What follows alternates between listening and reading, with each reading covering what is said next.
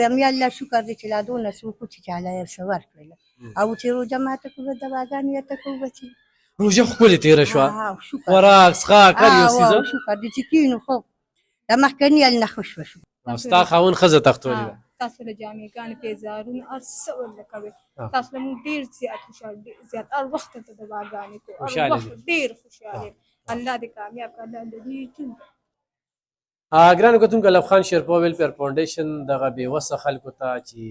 20 رمضان المبارک دی روژه لاړله الحمدلله ټوله روژه هره ورځ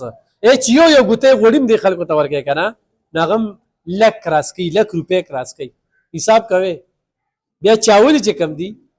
ورسره ورکوي او بیا ورسره چې کم دي نو اوړه ورکوي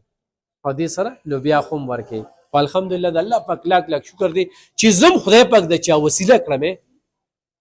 په خلاص مټو صرف جست الله د رضا لپاره او کومو خلکو چې را سره کومک او مرسته کړې پر اوس په قیامت مو په دې دنیا باندې د ټکي ټکي زرې زرې ذموار یم یو هغه ده په دې کې یو زنانه راځي او حقداره نه ده او هغه داسې زوړي نو ما زه ورته یم چې دا زهر دي زهر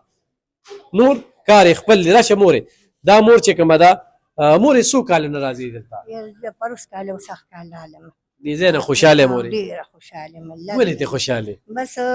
بس وخت یې تېر شي تاسو دواګانې وکړو یم یا الله شکر دی چې لا دونه څه وکړو چې الله یې څه ورکړله او چې روژه ماته کړو دواګانې یې ته کوو بچي روژه ښکلې تېره شوه خوراک څښاک هر یو څیزه شکر دی چې کینو خو د مخکني هل نه ښه شوه یعنې داسې وخت چې غټې روژې دې ځای نه وړې پېشمنې هم پرې کوه ماښام هم پرې کوه ماښام هم کوه اوبه به مې پکې واچول د الله پاک شته که نه څوک دروغ خو نه وایي او بیا هغه خلک وي خلکو له دونه دونه روجې ورکړې هر څه خو دي زمونږ دا خاورې م پکار خو روجو سره غوړي او چای چیني دا نه ویني نه ولې نه ویم را دې کړه نه ویم دا دې خلک ورسره نه ویني که نه دا صرف د هغوی دپاره دا خبره کوم ښه ستا څو بچي دي څلور څویم ځل دی لومړی ځل دی دې ځای نه خوشحالې ته په لومړي ځل راغلې ښه مخکې راغلې دا ته چې وې دا ولې چې په لومړي ځل راغلې نو دا دې ورسره بېلې نام دی ښه دا د ماشوم دپاره زه ورشه شابه ته څو بچي دي شپږ څو جینکې دي دوه جینکې دي نو هلکان دې ګټه وټه نه کوي نه مزدورۍ کوي نو کله وي او کله نه بس هغسې ناست دي دا خو ټوله روژه تېره شوه تا د چا نه وویلې نه چا هم نه ویل کله خبر شوې پرونه چا راته ګاونډیانو درته ویل بچي مې مزدورۍ کوي خو چې وي وکړي او چې نه کوي نه وي بیا ناست نو د دې ضرورتمند دی که نه نو خاوند مې ناجوړه دی په دې ځای څه لمبر وکړي هغه هم دقسې پروت شابه ور شابه دا ځه شابه ده وړه ښه تاسو صدریاب نه راغلي یو صدریاب نه راځئ زما دا څلورم پنځم زه نن پنځمه ورځ ده چې یو شان ځم راځم او ستا څو بچي دي زما څلورو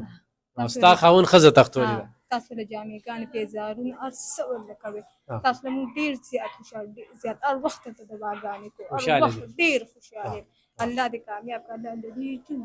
صحیح ور شابه وړه شابه ها الله دې خوشحاله کړه کامیاب شي هر ته کوو خوشحاله دي زه نه خوشحاله شکر دی ولې به خوشحاله نه یو موږ بد دې راسره څه کړي خوشحاله شابه ځل هله راځه ووایه ته